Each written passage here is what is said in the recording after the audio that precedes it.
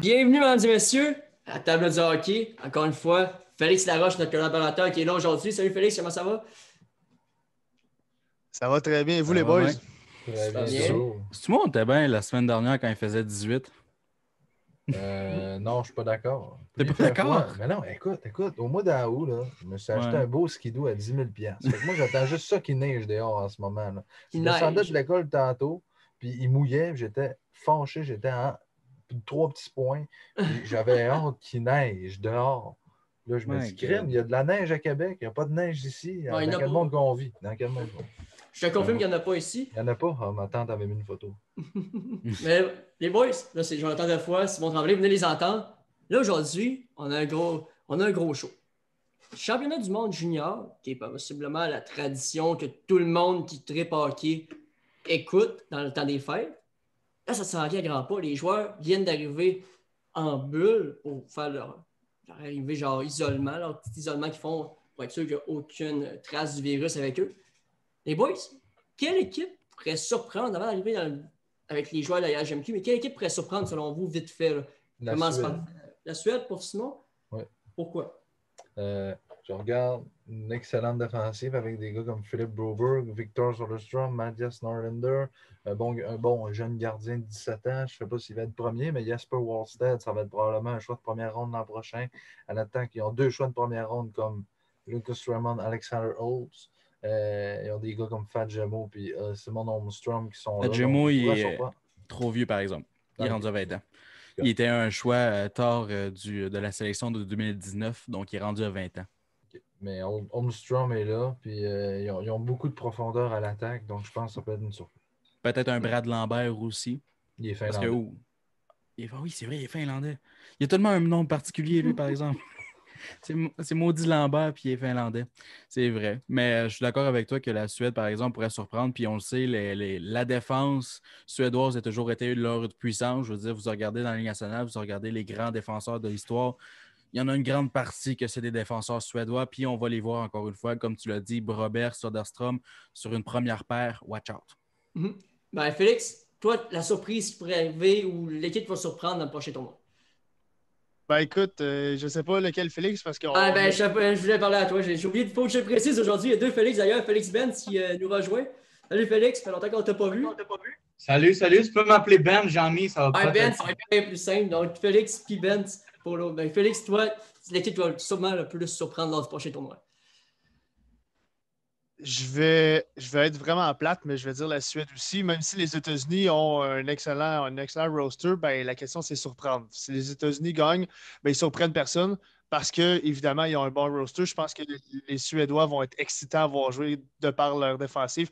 Même à l'offensive, là, c'est tout le temps des équipes qui sont impressionnantes. Là. Donc, la Suède, attention. Comme l'a dit Joe, là, leur défensive là, va être très, très, très impressionnante à voir jouer.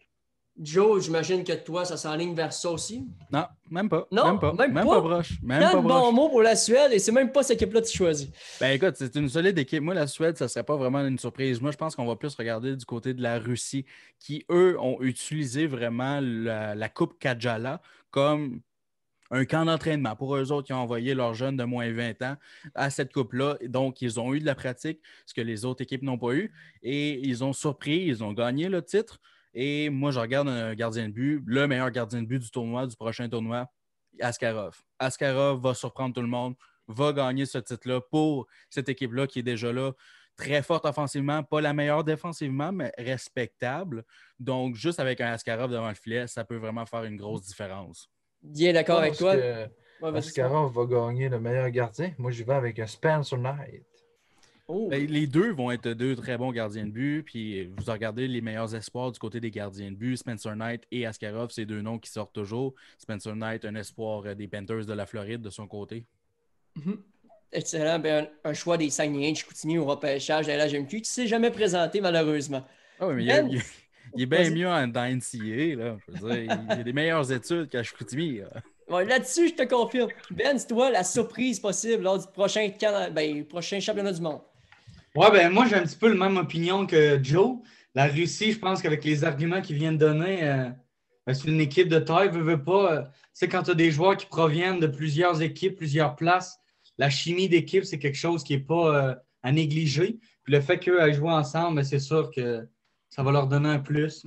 Puis moi, je pense qu'on va voir vraiment qui est entre les États-Unis et la Russie va être la meilleure équipe dès le premier match.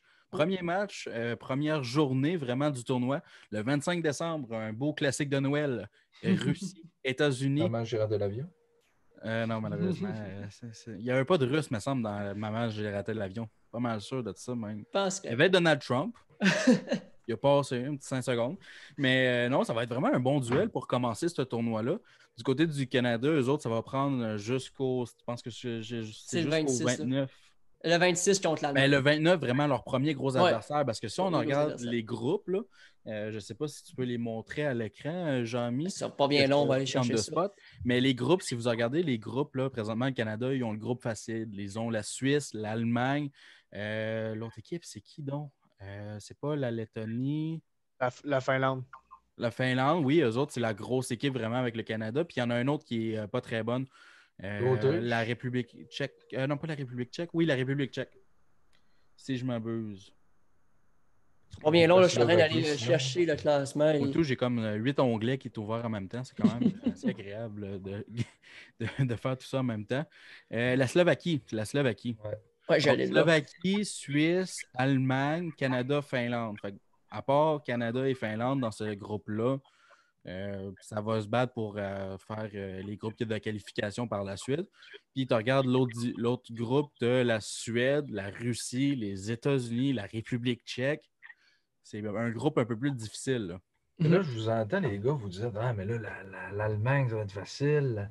La Suisse, ça va être facile. Mais l'Allemagne, il ne faut pas oublier, ils ont Tim Stützle, Lucas Reichel, John Jason Peterka. C'est 3 choix de première et deuxième ronde, ces gars-là. Puis là, vous allez me dire, c'est pas 3 gars qui traînent l'équipe au complet, mais ça reste qu'ils ont quand même 3 bons joueurs qui peuvent faire la différence. Donc, faire attention à l'Allemagne. Ce ne sera plus des victoires faciles de 10-0. Non, c'est plus comme l'Allemagne dans le temps. Là, les boys, on a parlé de l'Allemagne, de la Russie, de la Suède. Là, j'aimerais qu'on vienne au Québec. La Ligue junior majeure du Québec, ils ont beaucoup de joueurs d'invités cette année. Une des années avec le plus de joueurs invités. Je peux penser à des Justin Barron, Lucas Cormier, Jordan Spence, Maverick Bourque, Hendrick Sapierre, Dawson Mercer, Samuel Poulain, Xavier Simoneau, Jacob Pelletier, qui sont tous invités au camp d'équipe Canada Junior. Quel joueur va être la surprise dans ceux-là que je viens de vous nommer? On peut commencer par Ben, si tu veux y aller. Moi, je dirais Xavier Simoneau. Okay. Je pense que, oui, il n'est pas gros. C'est sûr je pense qu'il est 5 et 7, 5 et 6 même. Mais il y a tellement de cœur et de caractère que c'est tous des joueurs de talent que tu as nommés puis au camp qui viennent de l'Ouest, de l'Ontario. C'est tous des joueurs de talent, des choix de première ronde, c'est des choix hauts. Mais lui, il n'est pas repêché. Puis je pense que ça peut peut-être pas lui donner un avantage, mais ça peut lui permettre de se différencier du type de joueur que les autres autour de lui sont. Excellente idée. Ben, je pense comme toi un peu que Simoneau peut être la surprise là-dedans, mais encore là, je pense que peut-être un manque de talent, de parenthèse. On s'entend qu'on est tous loin de la côté ici, là, de loin. Mais je pense que peut-être un petit manque de talent comparé à tous les joueurs qui sont présents présentement avec l'équipe Canada. Peut-être que ça va le nuire. Ben tu l'as mentionné, là, c'est le plus petit joueur invité au camp là, avec 5 pieds 7. Ouais, c'est petit. C'est très petit. Toi, Joe, quel joueur là-dedans risque de plus surprendre là-dedans? Mais moi, je vais y aller avec Samuel Poulain, un attaquant un peu plus gros que moi. Si, mettons, le Canada voudrait lui donner une chance, je le mettrais plus sur un 4e trio pour qu'il puisse être capable de tuer des pénalités, un gars plus de caractère sur un 4e trio. On sait que de la façon que les dirigeants forment leurs équipes, c'est tous des joueurs qui pourraient jouer sur un premier trio dans le junior n'importe où. On s'entend là-dessus. Ouais. Donc, ça te prend aussi des joueurs qui sont capables de tuer des pénalités, à apporter un jeu physique, à être arrogant, justement contre une équipe comme la Russie qui sont réputés pour leur arrogance. Moi, je pense que Samuel Poulain, ça pourrait venir aider pour l'aspect physique un peu. Moi, je ne contredis pas là-dessus, mais Samuel Poulain est peut-être un petit peu plus de misère cette année. Je ne sais pas ce que vous en pensez, vous autres, les boys, mais il me semble qu'on le voit moins sur la glace. Ça peut être un peu comme le Raphaël Lavoie de l'an passé avec l'équipe Canada qui n'a rien fait? Non, je pense pas, non. Honnêtement, puis je vais prendre mon tour parce que je voulais aussi nommer Samuel Poulain comme joueur qui pourrait être utile à l'équipe Canada. Je pense que Joe a fait un portrait complet, mais même en étant un joueur de caractère, un joueur qui peut jouer physique, c'est un excellent marqueur aussi. On l'a vu l'an passé avec Phoenix. Puis c'est un gars qui a joué pour Sherbrooke, donc je veux pas, je suis un peu tombé sur le charme de ce joueur-là. Honnêtement, j'avais été surpris qu'il n'ait pas été sélectionné l'an passé. Je pense que c'est un joueur qui le méritait. Donc, de réavoir la chance cette année, il pourrait surprendre. Puis même jouer sur un quatrième trio, oui, mais être utilisé, là, si jamais ça débute bien son tournoi, là, monter les trios assez rapidement, là, parce que c'est un joueur qui est quand même assez âgé. Il pourrait avoir un certain rôle de leader, même s'il n'a pas nécessairement joué l'année passée. Mais c'est vraiment là, un très, très, très bon joueur. Puis, honnêtement, je ne pense pas qu'Équipe Canada peut sauter par-dessus ce type de joueur-là qui peut t'apporter un peu de tout dans une équipe qui va être vraiment skills, il va t'apporter une autre chose sur la table. Je pense que c'est ça qui est important. Tu penses que ça va être le joueur qui est peut-être une surprise, mais en même temps qui préfère comme un peu Dawson Mercer, commencer en bas puis monter au fil et à mesure du tournoi? Exactement. C'est très bien résumé. OK. Simon, toi, c'est Samuel Poulain, Simoneau, c'est qui? Non, moi, c'est... Écoute, on le voit jouer tout le temps au San George. Je ne peux pas passer à côté d'Hendrix. Ça, c'est sûr et certain. Là. Pour moi, Lapierre, là, c'est le deuxième joueur le plus talentueux. Si on met Lafrenière dans la ligue, dans la JMQ, c'est Lapierre derrière. Puis, écoute, j'ai-tu besoin de dire qu'il y a des bonnes mains, qu'il a une bonne vision de jeu, que c'est un excellent fabricant de jeu? Selon moi, il va commencer sur un quatrième trio, puis il va tellement montrer. À la Coupe Linka-Gretzky, on l'a vu avec Cole Perfetti, il avait dominé les deux. Puis là, je suis convaincu qu'il va commencer sur un quatrième trio, il va être comme 13e attaquant, puis qu'à un moment donné, puis André Tourigny va le mettre, puis que là, il va te faire un bon match, il va monter tranquillement, peut-être sur le 2 ou 3e trio, puis je ne serais pas surpris qu'il termine dans le top 5 des meilleurs pointeurs du Canada dans les points. Là. Et parlant d'Hendrix Lapierre, Simon, est-ce que tu crois qu'il pourrait avoir la chimie? Tu sais, on l'avait vu à la Coupe Enrico Gretzky avec Cole Perfetti.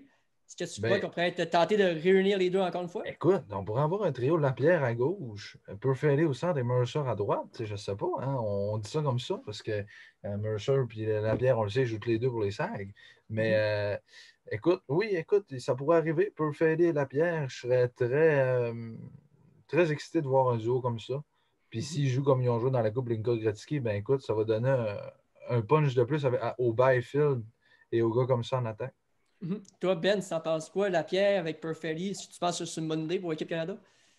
Ben, au tournoi Ilanka Gretzky, je pense qu'ils jouaient les deux ensemble. Ouais. Ça fait-tu 2 ans? Oui, il y a 2 ans, je ne me trompe pas. Ouais, ben, je pense qu'ils n'étaient pas peurs les deux ensemble, faisaient pas mal de points. Mais là, tu sais, les joueurs vieillissent. Tantôt, on a parlé de grandeur avec Simoneau. Lapierre, c'est pas le plus grand, c'est pas le plus petit. Mais j'ai peur qu'il ait un peu trop la même shape que Perfetti. Malgré que peut-être que je suis en train de fabuler, puis ça n'a peut-être pas rapport, mais je verrais les deux dans l'équipe, mais peut-être pas sur le même trio, peut-être sur l'avantage numérique, par contre. Okay. Ben, là, qu'est-ce qui va être important à surveiller? C'est parce que oui, on a invité 47 joueurs, sauf qu'on s'entend que ceux qui ont remporté l'or la saison dernière vont probablement faire l'équipe. Donc, Kirby Dack, Byfield, Mike Michael, Cousins, Mercer, Byram, Drysdale, Drysdale qui vont faire l'équipe la saison prochaine. Fait que déjà là, si on regarde ça, c'est 7 joueurs qui vont faire la formation. Donc là, à ce moment-là, tu vas avoir 40 joueurs qui vont se battre pour le restant des opportunités. Fait qu'il ne reste pas tant de place que ça.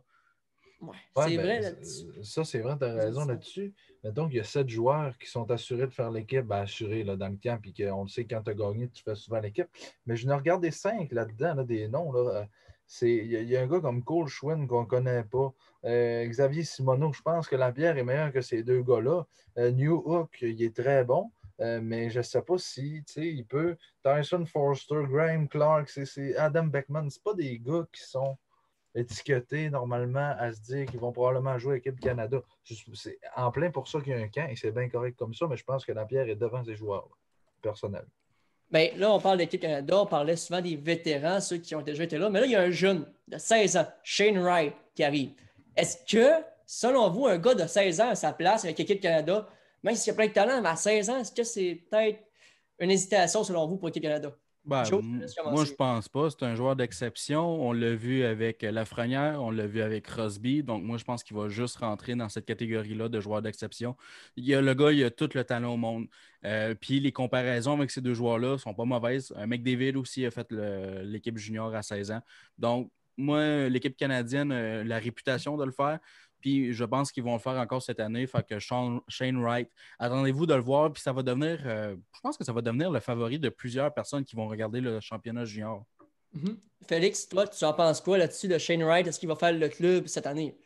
Moi, je pense que c'est une bonne option pour l'équipe Canada. Et en plus de ça, le camp d'entraînement sert à ça. Tu sais, tu vas pouvoir le voir. C'est une belle vitrine pour ce genre de joueurs-là, de jouer avec des gars qui l'ont fait l'an passé et des gars qui sont un peu considérés comme lui, très, très bon, très, très rapide, offensivement incroyable. Donc, pour lui, ça va être de se démarquer pendant ce cas-là. Et s'il fait bien, là, je pense que c'est un no-brainer là, de l'amener dans l'équipe parce qu'à tout moment, là, il peut te sortir un lapin de son chapeau puis te marquer un but très, très, très important, même s'il n'est pas sur ton top 6 nécessairement. Et Simon, toi, tu le vois où? Est-ce que tu le vois dans Ben, l'alignement, dans un stade ou à la non, maison? je suis d'accord avec Félix. Écoute, ça peut être un gars qui peut justement être la surprise d'équipe Canada, pas seulement, tu sais, parce que pas de la Ligue d'hockey junior majeur du Québec, il n'est pas dedans, mais d'équipe Canada, ça pourrait être la surprise. Et je suis content. S'il ferait l'équipe, je serais content parce que le jeune a 16 ans et c'est probablement l'avenir, le joueur d'avenir, d'impact, le gros joueur qu'équipe Canada va avoir dans 2 ans avec Mathieu Savoie à l'attaque. Mathieu Savoie, qui est un autre joueur exceptionnel, je crois, qui est dans la WHL avec le Ice de Winnipeg. Donc, ces deux joueurs-là vont être les joueurs, les gros joueurs d'impact du Canada. Et Shane Wright va probablement être le premier choix en 2022. On ne sait pas si c'est encore loin là, de la Ligue nationale. Mais écoute, ce gars-là a tout le talent au monde. Puis, je serais très content qu'il fasse l'équipe. Ça pourrait lui montrer, lui amener beaucoup d'expérience pour les prochaines années sur un 3-4e trio à l'aile, pas nécessairement au centre, mais c'est comme je t'ai dit tantôt, s'il y a de la place pour lui, puis il y a un bon camp, ils vont le faire jouer. Avant de passer au point de vue de Benz, on va y aller avec un peu les stats pour Shane Wright. 66 points en 58 rencontres à seulement 15 ans dans la OHL. Hey, c'est très, très bon. À 15 ans, faire 66 points en 58 matchs dans une ligue junior d'élite comme ça. Excellent. Ouais. Toi, Félix, t'en penses quoi? Est-ce qu'il va faire le club Shane Wright? Tu sais, 66 points en 55 matchs, c'est les mêmes stats que Félix Laroche dans la Ligue du Cégep. C'est sûr qu'on peut dire que c'est bon, mais je partage un petit peu l'opinion à Simon. Si justement on le préfère à un joueur de 18 ou 19 ans cette année, il va pouvoir revenir, puis il va toujours avoir ce bagage d'expérience-là avec lui. Fait que ça va pouvoir les aider à long terme. Mais souvent, Équipe Canada préfère les joueurs peut-être de 18-19 plutôt que les joueurs de 17 parce que justement, ils sont peut-être plus matures, puis plus matures, puis c'est comme si c'est comme un step. La première année, ils viennent au camp, ils se font couper, ils sont en maudit. La deuxième année, ils reviennent avec peut-être une envie de gagner qui est supérieure. Là, ils font l'équipe. Puis après ça, ils se préparent à passer chez les pros peut-être l'année d'après. Shane Wright, je pense qu'il a les habilités pour faire l'équipe. Puis même s'il ne fait pas l'équipe, pour lui, le camp d'entraînement, c'est quelque chose de superbe. Il va être avec les meilleurs joueurs au Canada. Juste faire le camp, anyway, c'est une belle expérience que tu fasses l'équipe ou non. Fait que, ça va dépendre si on veut le voir au centre peut-être ou à l'aile droite. Très bon Mais, point de vue là-dessus. Vas-y, Joe, continue. Là, j'aimerais peut-être apporter un autre sujet, Oui, vas-y. dévier un petit peu. On va parler des gardiens de but parce que les gardiens de but, cette année, Oui. c'est le gros point d'interrogation. On n'a pas un gardien numéro 1. Il n'y a aucun des gardiens de but la saison dernière. Joel Hofer, Nico Dawes et Olivier Rodrigue qui vont faire partie de la formation. Ils sont rendus trop vieux. Donc, cette année, on va avoir vraiment un gros point d'interrogation devant le filet. Puis quand je regarde les noms, personnellement, j'en connais aucun. Puis j'ai lu un peu leurs fiches. Il n'y a pas un vraiment qui me saute aux yeux. Il y a plusieurs des gardiens de but même qui vont être repêchés seulement qu'au repêchage la saison prochaine, donc des jeunes gardiens de but relativement. Donc, aucun gardien de but avec l'expérience de tournoi comme ça, moi, ça me fait un peu peur pour le Canada. Là-dessus, je suis 100% d'accord avec toi. Je me demande qui va être. Écoute, l'an passé, on a peut-être eu des surprises. On pensait tous que Rodrigue allait au moins goaler une game. Il n'a pas goalé. Ça a été des goalers, peut-être pas des élites, comme j'aime bien dire. Mais là, je me demande c'est qui va être le premier goaler. C'est qui? Je te dise une prédiction? On va te dire Ben, mes 3 vas-y. gardiens que je pense. La prédiction Ça va de être- Simon avant le segment, la prédiction de Simon. Ouais, ben la grosse prédiction, ça va être tantôt. Là. Mais là, regarde, moi, je vais te dire, ça va être Dylan Garand, Taylor Gauthier et Tristan Lennox. Et je pense que Tristan Lennox va être le premier gardien de l'équipe Canada. Et Dylan Garand, deuxième. Gauthier va être là plus comme troisième. Mais je veux juste. Je sais que les statistiques dans le junior, c'est difficile à évaluer, mais si tu regardes les statistiques la saison dernière de Tristan Lennox, un pourcentage d'arrêt de 876 avec une moyenne de but de 3,63. Quasiment comme moi dans la Ligue du Cégep. On va faire un lien avec Benz et Félix tantôt. C'est quasiment comme moi, ça. Il y a eu une bonne première saison. Ça fait juste 2 saisons qu'il est dans la Ligue de l'Ontario. Vraiment, qu'est-ce qui est plate ces temps-ci, c'est qu'on ne peut pas regarder la Ligue de l'Ontario, la Ligue de l'Ouest ne sont pas actifs présentement, donc on n'a absolument aucune idée comment ces joueurs performent, s'ils sont entraînés, qu'est-ce qui se passe de ce côté-là. Fait que moi, ça me fait peur. Si tu me dis que le numéro 1, c'est Tristan Lennox à 876 en pourcentage d'arrêt, ça fait peur. Dans une Ligue junior en plus. À ce qu'il a fait pendant la saison ou tu te fies à ce qu'il va faire dans le camp d'équipe Canada? Non, tu te fies à ce qu'il va faire dans le camp. Mais encore là, c'est tellement une incertitude. C'est ça l'affaire. Tantôt, quand je parlais de Askarov, c'est parce que moi, de mon côté, je le vois comme un gardien numéro 1 d'attitude. C'est lui ou rien pour la Russie. S'il se blesse, watch out. Du côté du Canada, c'est 3 gardiens qui sont interchangeables que tu viens de nommer là. Oui, mais il peut y avoir un numéro 1 là-dedans, ou bien ça peut être 3 numéro 1 ou 3 numéro 2, comme tu veux. Ouais. Mais tu sais, qu'est-ce que je veux venir, c'est qu'on est loin des époques de Fleury, Price. Tu sais, il n'y a pas un nom d'impact. Là-dessus, je te donne raison. De plus en plus, on voit des gardiens dans la Ligue nationale. Là, dans les repêchages de la Ligue nationale, c'est souvent des gardiens de d'autres pays qui sont repêchés dans les premières. Les Américains. Ouais. Les Américains, on va en parler tantôt avec Spencer Knight. Là. Mais avant de finir avec l'équipe Canada, avant de finir, je t'apporte l'avant-dernier sujet de l'équipe Canada. Après ça, on passe aux Américains. Là. Kaden Goulet. À quoi qu'on peut s'attendre de Kaden Goulet dans le camp d'entraînement de l'équipe Canada? Ben, je te laisse y aller. C'est triste à dire, mais moi, je pense qu'il ne fera pas l'équipe. Oh. Parce que souvent, les choix de première ronde, l'année même, ils ne le font pas. Puis les gars en avant de lui, je pense qu'ils sont peut-être plus près, mais en même temps, il peut faire l'équipe. Je ne sais pas ce que l'équipe canadienne recherche. Mais Jordan Span, je pense qu'il pourrait peut-être faire l'équipe avant lui. Tu sais, il y a d'autres gars de même. Je les verrais peut-être. Kaden Goulet, c'est peut-être plus l'année prochaine que je te dirais qu'il ferait l'équipe. Il n'est pas un petit peu trop vieux, par exemple? Je pense qu'il y a 19. 18. Si je ne me trompe pas. On va aller vérifier. Continue, là, puis je vais vérifier ça pour toi. Ouais. Il y a 18. Ouais, peut-être qu'on le voit dans un rôle de défenseur défensif. Là. On sait que ce n'est pas le plus offensif. Ce n'est pas Eric Carlson qu'on a. Mais en même temps, il peut jouer un rôle de 7e. L'équipe Canada, c'est 13 attaquants, 7 def, ça me semble. Oui. Ouais, tout le temps. Je vais te relancer un peu. Là. Le Canada, les dirigeants de l'équipe canadienne ont toujours un faible justement pour les défenseurs un peu plus défensifs. Tu regardes justement lors des Jeux olympiques dans les dernières années, je veux dire, Jay Boumister a fait la formation pendant que Piquet Subban était sur le banc. Fait qu'on a définitivement plus un faible du côté de la défense. Fait que moi, je pense que Goulet a justement une belle place avec Team Canada en pensant avec cette optique-là. Mais je ne pense pas nécessairement que ça veut dire que Jordan Spence ne va pas faire l'équipe. Ça reste un excellent défenseur plus offensif comparativement avec tout ce qu'on a. C'est le seul vraiment qu'on peut décrire comme défenseur offensif purement. Là. Là-dessus, ouais. C'est sûr que Goulet, moi je le vois dans l'équipe. À cause du gabarit qu'il a, quand même assez grand. Là, à 6'3", 187 livres. Quand même assez costaud. Mais pour les ligues élites, c'est sûr que c'est pas le plus grand, mais quand même, c'est quand même un assez costaud. Puis on a toujours aimé ça avoir des gros bonhommes avec le Canada. Ouais. Félix, toi, je te laisse y aller avec ça. Qu'est-ce que tu penses de Goulet? Est-ce qu'il va faire le club ou tu penses comme Ben, ce qu'il ne fera pas? Je suis comme un peu entre les deux. S'il fait l'équipe, je pense que ça va être un rôle de 6e défenseur, si ce n'est pas 7e, va pouvoir se démarquer par son jeu défensif, avoir un rôle peut-être sur la deuxième vague de désavantage numérique, parce que tu parlais de gros bonhommes. Il y a quand même Owen Power qui est à 6'5", il y a Matthew Robertson qui est à 6'4". C'est 2 défenseurs gauchers. Encore là, ça peut être des options aussi pour l'équipe Canada. Je pense que Goulet, s'il veut faire l'équipe, il va falloir qu'il se fie sur autre chose que juste son jeu défensif parce que je pense qu'il y a des individus qui sont capables de faire et de jouer ce rôle-là. Il va falloir qu'il prouve qu'il est capable de faire une bonne première passe, capable aussi de quand même, il a un très, très bon lancer, on l'a vu. Donc, supporter l'attaque relativement d'une façon quand même assez importante parce qu'il y a des joueurs, si je regarde à la gauche là, pour Équipe Canada, des joueurs qui sont invités. Bon, Bowen Byram, lui, c'est un no-brainer, c'est sûr qu'il le fait. Ça, c'est sûr et certain.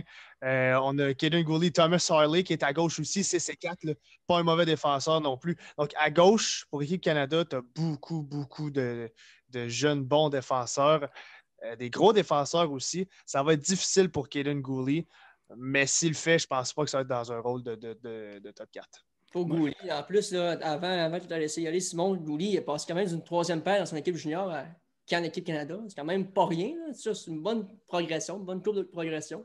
J'espère que ça va continuer même dans le futur. Juste une petite parenthèse. Moi, je vois déjà le scénario où est-ce que Gouli va faire équipe Canada, puis là, pendant 2 semaines, on va attendre juste ça à RDS. On va juste entendre Kaden Gouli est rendu un meilleur défenseur que j'ai vomi ça. Kaden Gouli est rendu une vedette. Mais ça fait toujours ça avec les espoirs du Canadien. À RDS, ils vont juste parler d'eux autres. Ça va être ridicule. Attendez-vous à ça. Puis s'il s'est coupé, ben, les fans vont dire c'est un boss, on n'aurait pas dû le repêcher. Exactement. C'est sûr à 110%. Simon, je te laisse avec ton avis là-dessus sur Kaden. Écoute, moi, je pense pas que ça va être un premier défenseur. Je pense que ça va être peut-être un numéro 5 ou 6. Parce qu'on s'entend, les gars, que devant lui, il y a Bowen Byram, Jamie Drysdale, Thomas Harley et probablement Braden Schneider. Je pense que c'est Matthew Robertson aussi. Matthew Robertson. Je pense que ces 5-là vont être des défenseurs que je pense qu'il n'y aurait même pas besoin de faire le camp et ils seraient déjà dans l'équipe. Là. Fait que Kaden Gooley va falloir qu'il travaille vraiment fort. Il va falloir qu'il se donne beaucoup plus que ces gars-là. En tout cas, moi, je pense que beaucoup plus que Robertson qui va probablement voler son poste parce que si les 3 gauchers, c'est Byram, Harley et Robertson, il n'y aura pas de place pour Gooley à gauche. Sinon, il y a Kaden Kornazak qui va jouer à droite sur le 3. Fait que peut-être un 7e défenseur, mais c'est pas parce qu'il est mauvais, c'est parce que les autres en haut de lui sont plus vieux et ils ont plus d'expérience et sont probablement meilleurs que lui. C'est des défenseurs élites, les autres. Et Gooley, malheureusement, n'est pas un défenseur élite. Au mieux, dans la Ligue nationale, il va être un défenseur top 4. Mais écoute, ça sera pour l'an prochain, sinon. Hein? Exactement, l'an prochain. Là, je passe au dernier sujet de l'équipe Canada. Ben, qu'est-ce que tu penses de Alexis Lafrenière? Est-ce qu'il va être passé à l'équipe Canada ou on va le laisser à New York puis entraîne-toi tout ça? Je sais pas. Ben, les Rangers l'ont-ils annoncé s'ils allaient venir au camp? Ils sont pas sûrs. C'est présentement, si le calendrier reste comme qu'il l'est présentement, puis que la Ligue nationale veut commencer le 1er janvier, les camps d'entraînement vont commencer en décembre.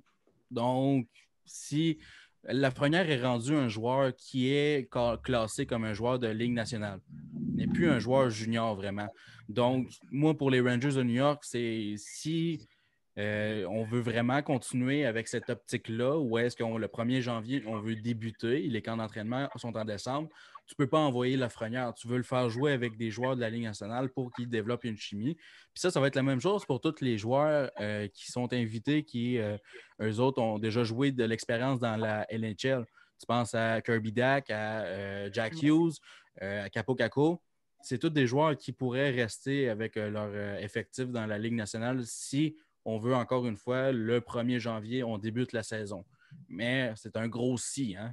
Ouais, c'est sûr là-dessus. Mais toi, tu le verrais meilleur scoreur du tournoi. J'imagine, Ben, s'il fait partie du tournoi. Définitivement. Je pense que ça sera un homme parmi les enfants. Même si Jack Hughes vient, je crois encore que Lafrenière est supérieur. Peut-être juste physiquement, en termes de talent, c'est pas mal équivalent, mais d'après moi, les Rangers vont le passer à l'équipe Canada. Si j'ai mouillé. Je pense que ça va être plus compliqué que prévu, négocier le calendrier de la Ligue nationale, l'association des joueurs. Je pense qu'ils n'accepteront peut-être pas toutes les conditions de Gary Bettman puis du comité qui décide du calendrier. Peut-être que le calendrier, il va reculer, peut-être qu'ils vont commencer en fin janvier ou début février. Donc là, tant qu'à entraîner Lafrenière devant la Statue de la Liberté, ils vont aller l'envoyer jouer au hockey contre des gars qui ont quand même un calibre respectable. À côté de l'Empire State Building, ok. Félix, toi, tu en penses quoi? Lafrenière, il devrait-tu jouer ou il devrait pas jouer? Puis c'est où tu le verrais dans le tournoi s'il joue? Il devrait jouer, peu importe la saison commence quand. Tant qu'il ne manque pas de match de saison régulière, moi, je pense que les Rangers ont tout à gagner de faire jouer Lafrenière dans un rôle de leader, dans une équipe qui va pouvoir transporter, le faire dominer, aller chercher de la confiance, arriver en saison régulière, jouer encore avec des meilleurs gars comme Panarin et tout ça, Zibanejad avec les Rangers, arriver pleine confiance. Il va jouer, il va se garder en forme, il va aller chercher, comme je l'ai dit, un rôle de leader. Moi, je pense que c'est honnêtement, puis ce ne sera peut-être pas ça, mais je pense que les Rangers auraient à gagner dans cette situation-là. Même s'il ne fait pas nécessairement le camp d'entraînement avec les joueurs des Rangers, il va avoir eu le temps. Tout dépend de la date de commencement de la Ligue nationale et des camps de la Ligue nationale. Il va avoir eu un certain temps pour parler, s'entraîner, patiner avec les joueurs des Rangers. Je pense que tu ne peux pas manquer cette occasion-là. On n'est pas en plein milieu de la saison. Là. On est en début de saison régulière. Puis j'imagine que toi aussi, tu le vois premier scoreur du tournoi s'il fait le tournoi. Ben oui, ça c'est sûr et certain, à moins que quelqu'un arrive. Je veux faire l'avocat du diable un peu, par exemple. C'est pas ma pensée numéro 1, mais il faut y penser un peu. Les blessures. S'il va à ce tournoi-là, c'est qui la cible numéro 1 pour les autres équipes? Mettons une équipe comme la Suisse qui n'ont rien à perdre, qui veulent commencer à jouer salaud. C'est qui la cible numéro 1? Byfield. Non. Tu connais la réponse. C'est Alexis Lafrenière. Fait que pour penser du côté business, pour les Rangers de New York qui veulent montrer leurs beaux joueurs, leur belle nouvelle addition lors de la prochaine saison, tu ne veux pas avoir un joueur qui arrive un peu plus tard parce qu'il y a eu une commotion cérébrale. Puis on le sait, la saison dernière, Lafrenière aussi a été blessé. Donc, c'est certainement ça du côté des Rangers qui va jouer plus dans la balance. Encore une fois, ça ne veut pas dire que je suis pour cette idée-là, parce que moi, comme je le dis souvent, si tu as toujours peur des blessures, joue pas au hockey, tout simplement. 100% d'accord avec toi. Simon, toi, tu le vois dans l'équipe. J'imagine que tu dirais va jouer avec l'équipe Canada. Écoute, on aimerait tous ça, le voir jouer avec l'équipe Canada, mais je pense pas. J'aimerais ça, mais je pense pas qu'il va y aller. Tout simplement parce qu'il n'y a plus d'affaires, il n'y a plus besoin de se prouver, il n'y a plus d'affaires à jouer avec des jeunes juniors. Il est rendu d'une autre étape, il est rendu dans la Ligue nationale. Fait que si la Ligue nationale commence au mois de janvier, comme exposé, ben gars, il va rester à New York, il va s'entraîner, il va se trouver du monde pour s'entraîner. Il s'entraînera avec Capo, puis ils se feront des belles passes dans le but. Je pense dans le but. Ouais, non. La POC, elle ne revient pas. Elle rentre dans le but, mais elle ne revient pas. C'est des passes, ça. Mais, tu sais, je veux dire, non, Lafrenière, je pense qu'il n'a plus sa place dans le junior, dans tous les événements juniors, que ce soit à Rimouski ou que ce soit avec l'équipe Canada. Il n'y a plus rien à prouver. Il va arriver s'il joue avec Rimouski, là, il va faire 150 points. Je veux dire, ça ne sert à rien rendu là. Ben, c'est des games de plus. C'est pas une question de se prouver. Là. Ça n'a aucun rapport avec se prouver. On sait ce qu'Alexis Lafrenière apporte. C'est pas une question de se prouver, pas en tout. C'est une question d'aller chercher du niveau de jeu, d'aller chercher du hockey compétitif dans un enjeu compétitif, d'un enjeu de médaille, puis de mener une équipe à la victoire. Il n'y a rien à prouver Lafrenière. Absolument rien. Il a été drafté first overall. Il a tout cassé l'an passé. C'est juste de le mettre dans une situation où est-ce qu'il va devoir leader une équipe. Puis moi, je pense que c'est bon pour Mais il ne l'a pas fait la saison dernière? Oui, mais oui, tout à fait. Mais il l'a fait. Mais c'est une autre occasion de plus avec une équipe peut-être moins favorite. 100% d'accord. L'équipe Canada, beaucoup moins favorite que l'an passé. On ne se cachera pas avec les équipes qui reçoivent tous les joueurs des professionnels. C'est normal qu'ils soient plus près. Puis en plus, les autres pays ont déjà commencé à jouer. Ça, je dis rien, mais c'est un net avantage aux autres pays présentement. Mm-hmm. La majorité des pays ont commencé à jouer. Ça pourrait être un avantage, les joueurs au Québec, juniors québécois. Oui, c'est vrai, là-dessus, tu as 100% raison. Ben, là, j'aimerais ça qu'on... Justement, mettons comme Lafrenière, ça fait depuis le 8 mars qu'il n'a pas joué un match compétitif. Ouais, c'est sûr que là-dessus, depuis le 8 mars, ça fait loin. Quand tu regardes les joueurs de la Ligue de l'Ouest, de la Ligue de l'Ontario, eux autres, ils n'ont absolument rien depuis le 8 mars. Puis en plus de ça, la Ligue de l'Ontario qui veut faire rentrer ça sans mise en échec, bonne chance les boys. Ça va être du beau hockey, ça. Hein? Là, les boys, je vais aller avec l'équipe des États-Unis. Les États-Unis, les Américains, là, ils ont Jaden Struble, Luke Tuck, Cole Caulfield et Sean Farrell. 4 espoirs du Canadien de Montréal qui sont dans leur camp. Qu'est-ce qui va arriver avec les États-Unis? Là, avant de parler de tous les espoirs, Caulfield, va-t-il le savoir encore comme l'an passé? Moi, je pense que possiblement que oui, parce que le coach l'an passé, si c'est le même, si je ne me trompe pas, il ne l'a pas aimé, il l'a benché souvent l'an passé. Est-ce que Cole Caulfield va décevoir autant que l'an passé? Félix Benz, je te laisse y aller, commencer là-dessus. Qu'est-ce que tu penses de ça? Ouais, je suis d'accord avec toi que l'année passée, il n'y a pas nécessairement eu le meilleur tournoi possible. Mm-hmm. Mais il y a peut-être un temps d'adaptation qui est. Il y a souvent des joueurs qui ont un mauvais tournoi. L'année d'après, c'est bon ou c'est bon une année, c'est pas bon l'autre. Comme Philippe Zadina, sa deuxième année, il y a eu plus de difficultés. Cole Caulfield, je pense qu'on est des gars optimistes. On est des partisans du Canadien. On est confiants qu'il va pouvoir rebondir puis nous montrer sa touche de marqueur. Fait que, pour ces raisons-là, Jean-Michel, je pense même qu'il peut être sur l'équipe étoile du tournoi. Oh, boy, équipe étoile du tournoi, c'est. Je sais pas. Caulfield, moi, je sais que Simon, tu l'aimes énormément, Cole Caulfield, c'est un de tes joueurs favoris. Dis-moi ton avis là-dessus. Moi, je ne sais pas s'il va être autant bon. Ben, écoute. Je sais pas comment je vais pouvoir te convaincre, toi, puis tous les haters. T'es Ben, pas je suis un pas un hater. hater. Je l'aime, Cole Caulfield, mais je me demande Les si. haters, c'est comme notre médias sociaux, notre gestionnaire des homme des médias médias sociaux. sociaux, là, Antoine, qui lui, il dit que Caulfield, au mieux, va faire 30 points dans la Ligue nationale. Là. Je veux dire, maintenant, arrête-toi, là, Caulfield il est comparable à Martin Saint-Louis. Là. Bon, OK. Mais, écoute, je suis un petit peu d'accord avec ce que Félix dit. C'est que, oui, l'an passé, il n'a pas connu un bon tournoi, mais je pense que cette année, tu sais, tu as des hauts et des bas. Là. Il y a une année que ça va bien, une année que ça va moins bien. Donc, Caulfield, cette année, ça va peut-être y prendre 2-3 matchs, mais après ça, on va le voir, là, il va commencer à faire des bons jeux. Puis, regardez, il a joué 2 matchs cette année, 2 points. Mais est-ce que tu penses que la blessure qu'il a subie lors du dernier match pourrait le nuire? Ça, j'ai hâte de voir. J'ai hâte de voir comment ça va être long. J'ai hâte de voir la gravité de la blessure. Si c'est trop long, peut-être qu'il ne pourra même pas participer au tournoi. Si c'est pas trop long, en tout cas, je l'espère. Là. Si c'est quelque chose comme 2-3 semaines, peut-être qu'il va être là à temps pour le tournoi. Mais ce que j'aimerais voir de Cole Caulfield cette année, là, c'est voir de l'acharnement, voir de l'intensité, voir un joueur qui peut partir avec la rondelle, de jouer 2 gars, puis la mettre dans le haut du filet, de top net, comme on dit chez nous. Mm-hmm. Mais c'est ce que j'aimerais voir de lui et je pense que ça pourrait arriver. OK. Et Félix, toi, tu en penses quoi là-dessus? Caulfield, vas-tu décevoir? Vas-tu être un excellent joueur dans le tournoi? Qu'est-ce qui va arriver? Ben, l'an passé, ils ont joué 5 matchs. Donc, Simon, si ça y prend 3 matchs avant de décoller, il va être un peu trop tard. Ce que je pense de Caulfield, sans nécessairement faire l'équipe d'étoiles, il va quand même avoir une bonne performance. C'est un gars qui peut être en mesure de faire un point par match dans ce genre de tournoi-là, mais il faut qu'il soit utilisé intelligemment. C'est utilisé intelligemment. En avantage numérique, c'est un gars qui est dangereux. Je ne pense pas que c'est le gars que tu veux pour transporter nécessairement la rondelle. On sait ses qualités offensives, mais je pense que c'est beaucoup plus au niveau de son lancer, que ce soit du poignet, que ce soit lancé frappé. Ça va être un joueur qui va être à surveiller, mais même s'il n'y a pas un bon tournoi, ce n'est pas la catastrophe. C'est vraiment pas la catastrophe. Je pense qu'il faut être quand même assez très, très, très patient avec Cole Caulfield. Ça va être un très bon joueur. Mais je pense que la patience est de mise. C'est pas la fin du monde, mais je pense qu'il faut qu'il y ait un meilleur tournoi que l'an passé quand même. Ça, c'est sinon, les évident. attentes des fans vont descendre. Ben là, il y a des articles sur TVA Sport et RDS qui vont se faire aller. Là, ce ne sera pas long.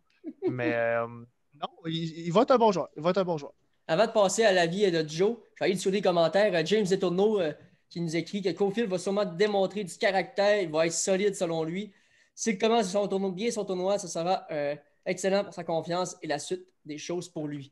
Donc, 100% d'accord avec ça. Joe, toi, qu'est-ce que tu penses de Caulfield? Est-ce que tu es d'accord avec James? James apporte un bon point. C'est le caractère qu'on a besoin présentement de Cole Caulfield. Il a beau être bon dans la NCAA, s'il n'est pas capable de démontrer qu'en dans un calibre un peu plus élevé, il est capable de lever son jeu d'un cran, moi, ça me fait peur pour la Ligue nationale. Je ne veux pas sauter aux conclusions, je ne veux pas dire qu'il va être un boss, sauf que ça porte, tu peux te poser des questions, par exemple. Je pense justement à un Raphaël Lavoie qui, dans LHMQ, dominait, arrive avec le championnat junior. fait absolument rien, invisible. Après ça, s'en va en Europe, ça fait retrancher. Puis là, on ne sait pas qu'est-ce qui va arriver avec lui. Fait que c'est important que dans ces tournois-là, tu démontres du caractère. Le gars, il a beau être très, très, très, très talentueux. Si le caractère n'est pas là, si la détermination n'est pas là, quand arrive le temps des tournois les plus importants, c'est vraiment là que tu es capable de voir le caractère d'un joueur. 100% d'accord avec toi. Puis j'ai hâte de voir. J'espère qu'il n'aura pas des joueurs comme Raphaël Lavoie l'an passé. Parce que l'an passé, Lavoie avait énormément déçu. C'est qu'est-ce qui avait donné une chance à Dawson Mercer de faire l'alignement, c'est à cause de Lavoie. C'est ça, exactement. Fait que j'espère qu'il n'y aura pas d'autres. Puis Lavoie, ben, on l'a vu souvent. Chicoutimi, nous, on l'a vu. D'ailleurs, moi, Félix Ben, Simon, Félix Laroche aussi, tu l'as sûrement vu beaucoup l'an passé. Il se pognait derrière un peu. C'est un gars qui. C'est parce que. Comme tu dis, il se pognait derrière, mais il a tellement de talent que ça ne paraît pas. Il se pogne derrière un match, mais il y a 2 buts, tu sais, ça ne paraît pas. Ouais, mais ça rentre dans ta catégorie des Jonathan Drouin un peu. C'est ça l'affaire. Fait que toi, tu l'aimes. Ben, Lavoie, non, j'aimais pas la manière dont il y a. Parce qu'on sait des affaires et tout, mais j'aimais pas la manière, tu sais, c'est le genre de gars que tu vois qui est pas. C'est pas un gars d'équipe qui a beaucoup d'esprit d'équipe, là, je pense. Fait que, Drouin de Noël? Non, mais c'est moins pire que quelqu'un qui est arrivé à 25 ans. Mais là, on ne parlera pas de Drouin. Jean-Michel continue sur le prochain sujet. Il avait-tu fait championnat junior, Drouin? Il me semble que j'ai jamais entendu. Il a dû faire 20 points à 10 matchs. Oui, il était assistant capitaine avec son RBZ blanc. Ouais. Mais là, si tu regardes un peu du côté de l'attaque, par exemple, américain, là, c'est quand même une excellente équipe. Tu as Zegras qui va être encore là. La saison dernière a eu le plus de passes dans le championnat. John Beecher, qui est un espoir des Bruins de Boston, très solide. Plus un joueur de 3e, 4e trio là-bas. Matthew Bernier à surveiller, un joueur qu'on entend de plus en plus parler pour le repêchage de 2021, si je m'abuse. Brett Berard aussi. Matthew Boldy, un espoir du Wild du Minnesota. Bobby Brink. Fait que l'attaque sont très garnies.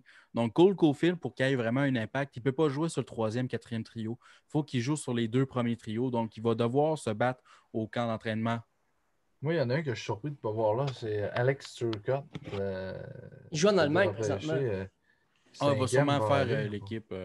L'année passée, il a fait l'équipe en plus. Mais il n'est pas sur la liste. Là, mais ça, la liste que Jean-Mi nous a envoyée, je ne sais pas si ça montre présentement. C'est l'officiel présentement d'équipe équipe américaine. Là.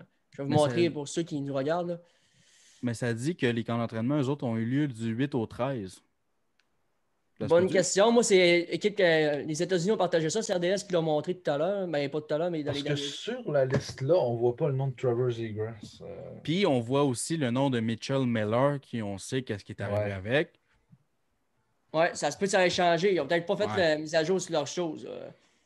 D'après moi, ça a changé parce que Mitchell Miller, vous pouvez oublier ça tout de suite. Hein? Trop de cul. OK. Mais ça se peut très bien, mais j'ai hâte de voir. Les Américains là-dedans, il y a un gardien qui, comme on disait tantôt, Spencer Knight, qui appartient au Saguenay, Chicoutimi, techniquement, dans la LHJMQ. On sait qu'il ne se présentera pas, il joue dans la NCAA. Tout de même, un excellent gardien, je crois que première ronde. Est-ce qu'il prête la différence, le joueur qui va faire la différence avec les États-Unis présentement, dans le tournoi, désolé? Félix Ben, ça, je te laisse y aller.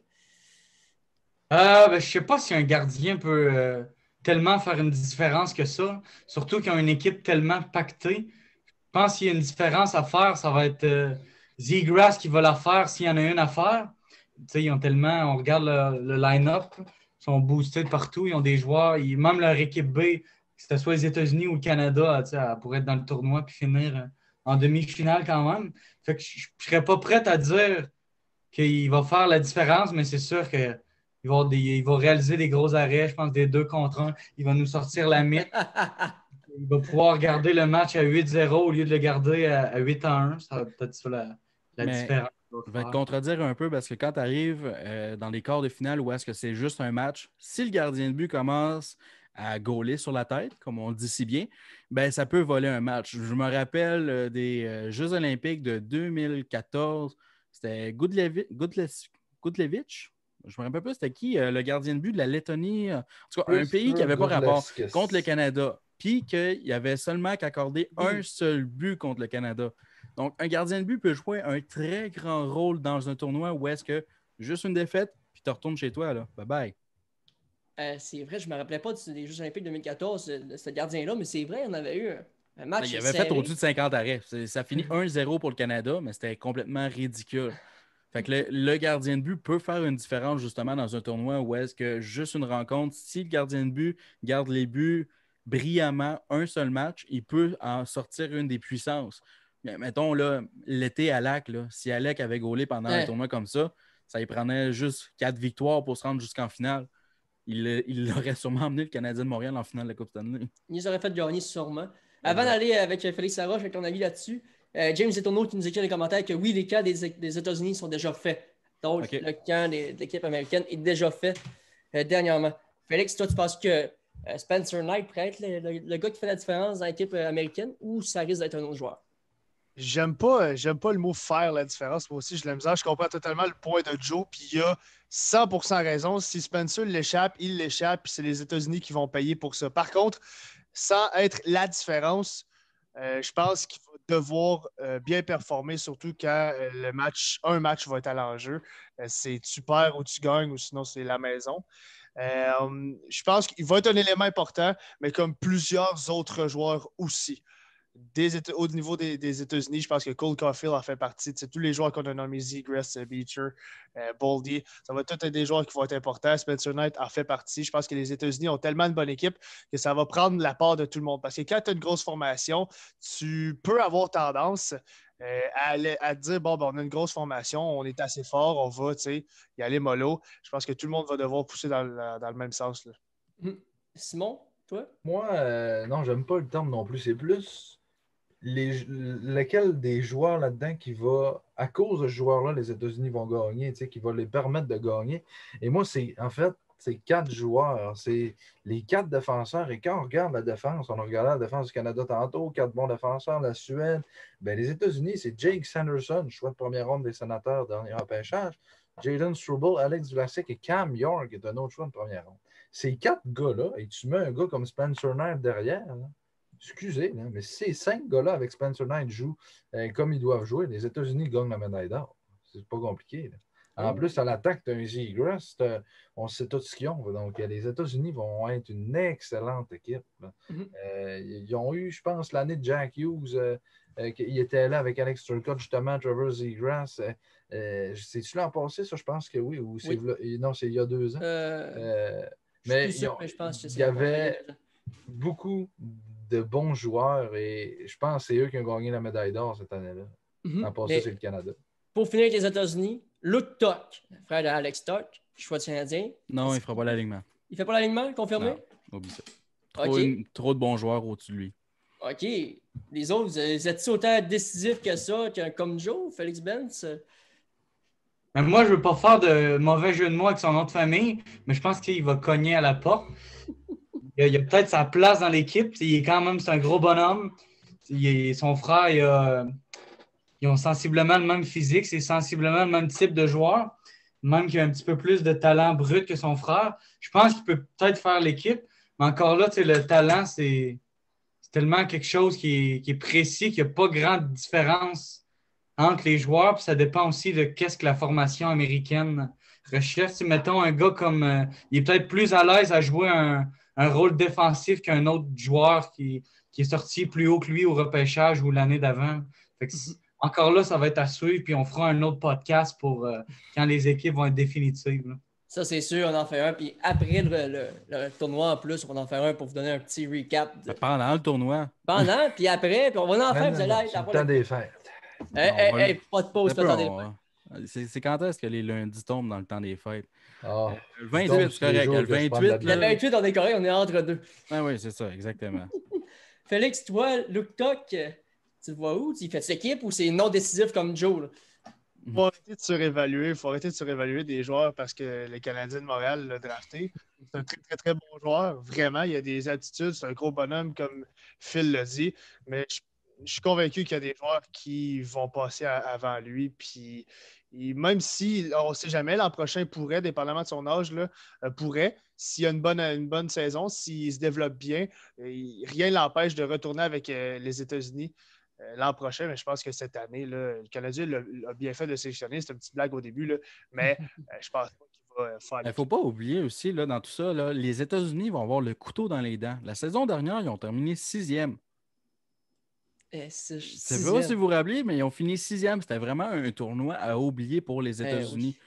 Ils avaient rentré avec beaucoup de confiance, mais finalement, ils sont retournés assez tôt dans le tournoi. Donc, moi, je pense que les États-Unis, cette année, peuvent rentrer avec le couteau dans les dents. Ils vont avoir beaucoup de modifications. Ça ne veut pas dire parce que tu as fait la formation la saison dernière que tu vas la faire cette année, parce que justement, la saison dernière, ça n'a pas bien été. Donc, moi, je pense que vraiment, ils vont rentrer avec le couteau des dents. Spencer Knight n'avait pas connu un fort tournoi la saison dernière, mais moi, je pense qu'il va se le relever cette saison. Mais il faut revenir sur le point où est-ce que leur groupe est très puissant. Là. Les États-Unis, la Russie, la Suède, la République tchèque, toutes dans la même affaire. Ouf. Hey, ça va être dur pour eux. Déjà qu'ils Exactement. n'ont pas eu un gros tournoi l'an passé, ça va être dur. Ben, eux autres que je me sens le plus, j'ai plus, c'est plus triste pour eux autres, c'est la République tchèque. Là. Bon, la Suède, les États-Unis et la Russie à affronter. Bonne Eux vont avoir la chance. misère. Ils ont une bonne formation, ils peuvent surprendre, sauf que quand tu affrontes des équipes pas mal meilleures que toi, c'est difficile toujours de grimper. Ben, pendant la République tchèque, le sport canadien, Yann Mysak, qui est Ouais. je ne sais pas s'il fait officiellement le club, là. Ouais, pas Je mal. sais qu'il est oui. au camp. Qu'est-ce que vous pensez? Est-ce qu'il peut être un gars qui va surprendre les auditeurs, ceux qui vont regarder le tournoi? Tu sais, on ne l'a pas vu jouer. Les Québécois ne l'ont pas vu jouer pour la majorité, là, bien sûr. Ils l'ont Mais pas vu jouer. Est-ce avant, que ça peut être un surprise? Jean-Michel, Oui, vas-y, Simon. si tu veux, je vais te parler de Luke Talk 2 minutes. Oui, vas-y. Ouais, c'est ça, on le connaît pas. Tu sais, je veux dire, Jonathan, t'as beau dire il fera pas l'équipe, on regarde sa grandeur, sa grosseur, mais on le connaît pas. Fait que je Ouais, peux mais pas... tu compares avec les autres joueurs. Là. Ouais, Tu fais mais juste comparer avec les autres joueurs qui sont sortis en premier tour. Là. je peux pas me prononcer là-dessus parce que je l'ai jamais vu jouer, je le connais pas, mais ça serait effectivement très plaisant de voir un autre espoir du Canadien dans ce tournoi-là. Je lui souhaite. Donc, Ben, toi, Yann Mysak, est-ce que ça peut être un gars qui va surprendre les Québécois ou ça va être un joueur qui va peut-être passer en bas du radar? Ben, je vais être honnête avec toi, je l'ai pas.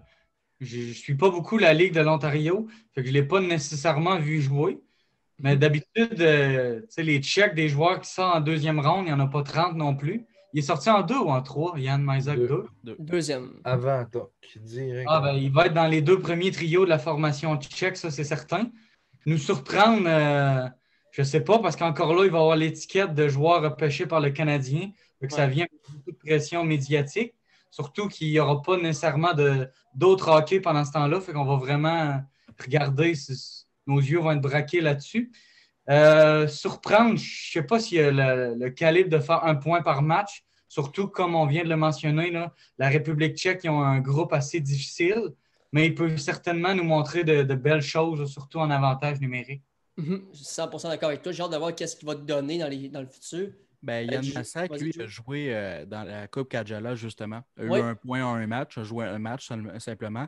Il n'y avait pas eu une peur avec de son côté, pas été peut-être blessé. Non, c'est Norlander, ça. C'est Norlander. Ouais, on va en parler tout de suite après. Donc, Mysak, lui, a déjà eu de l'expérience et déjà dans les bonnes volontés de l'équipe de la République tchèque parce que c'était le plus jeune joueur de la République tchèque à ce tournoi-là. Donc, il va jouer sur le premier trio. Surveillez-le contre les bonnes équipes. On l'a dit, c'est un tournoi difficile pour la République tchèque. Donc, il va avoir des belles opportunités pour se prouver. 100% d'accord avec toi. Félix, toi, t'en penses quoi? Yann Mysak, est-ce qu'il va être passé sur le radar ou il va être vu par tout le monde? Joe, il m'a volé les mots de la bouche. C'est la meilleure vitrine pour un joueur. Tu joues contre des meilleurs joueurs que toi, contre des équipes meilleures. Si tu réussis à te prouver, puis à prouver à tout le monde qui te regarde, parce que les gens vont le regarder.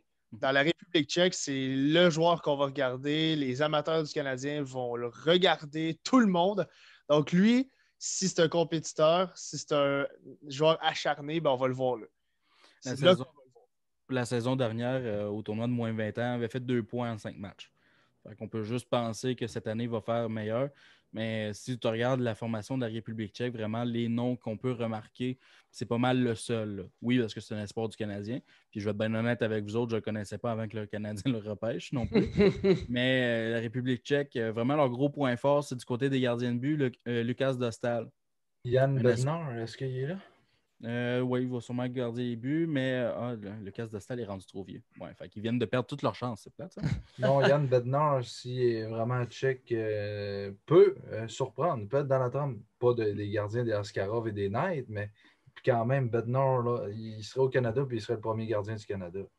Tu sais, Ben, t'as peu, Joe, avant que Ouais. Simon donne son avis sur Mysack, moi, je pense que c'est un couteau à double tranchant, vraiment. Tu es un espoir du Canadien, tu es toujours sous la loupe.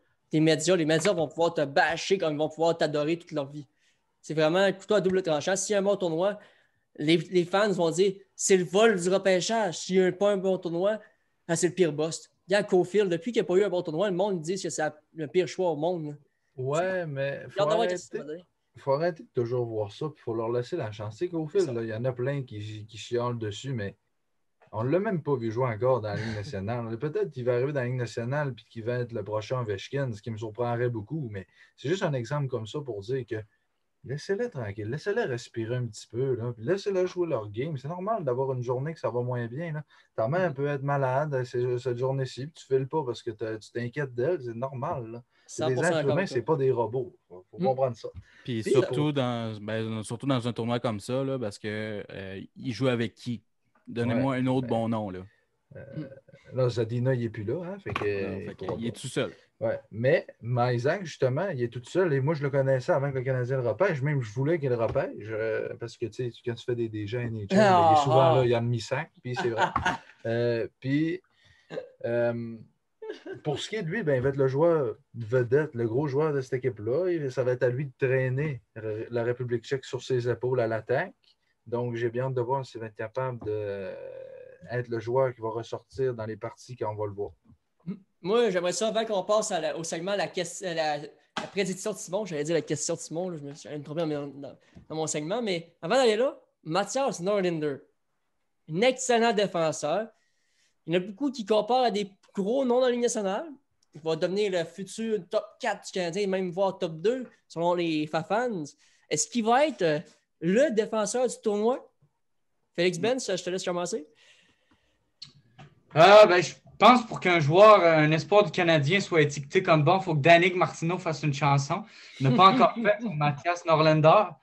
Mais oui, dans un futur, je dirais à moyen terme, il peut peut-être devenir, pas un sauveur, mais un bon joueur que le Canadien va avoir. Encore là, le développement, ce n'est pas une science exacte.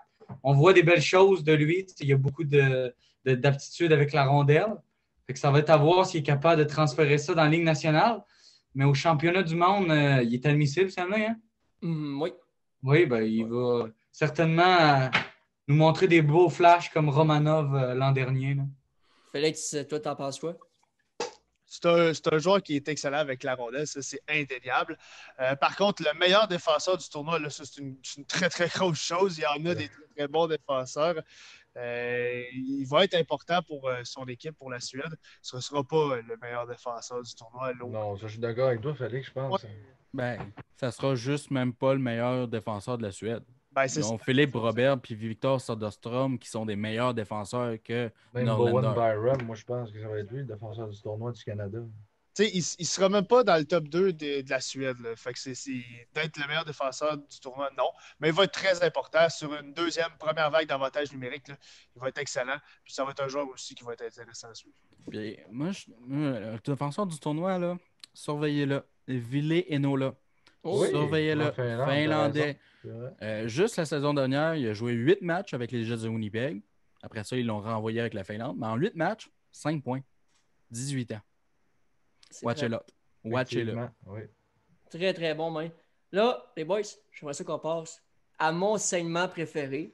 Lui qui on rit toute la majorité du temps. On revient après le jingle. Ce sera pas bien là.